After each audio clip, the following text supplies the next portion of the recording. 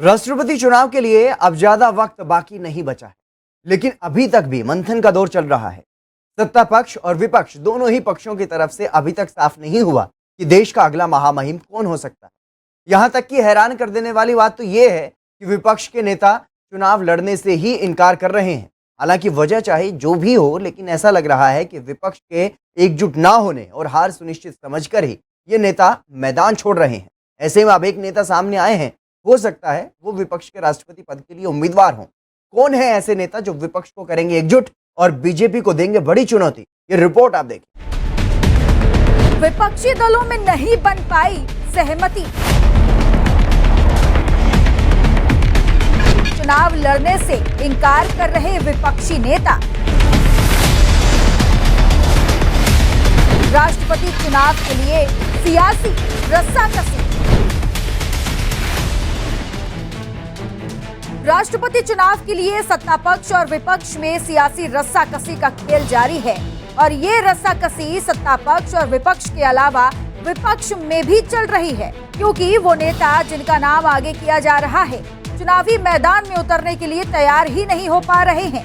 क्योंकि अब से पहले विपक्षी नेताओं की बैठक में 3 बड़े नेताओं के नामों की सिफारिश की गई, लेकिन तीनों ने ही चुनाव लड़ने से इनकार कर दिया।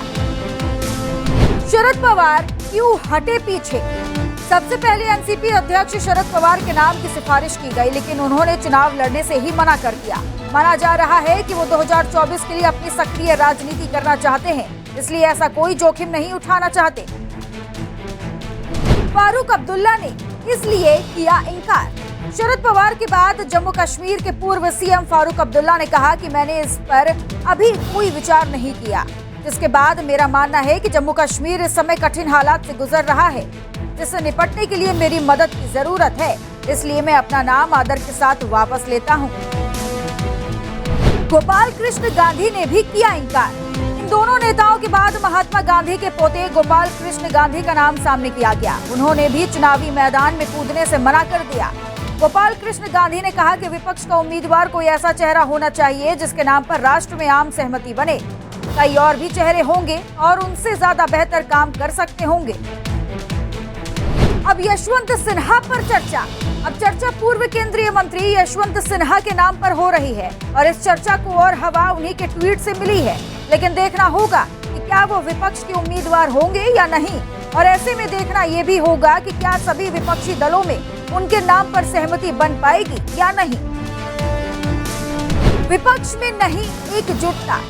बहरहाल राष्ट्रपति चुनाव के लिए एनडीए के पास कुल 5.26 लाख वोट हैं, जबकि पूरे विपक्ष और निर्दलियों को मिलाकर 5.60 लाख वोट बनते हैं।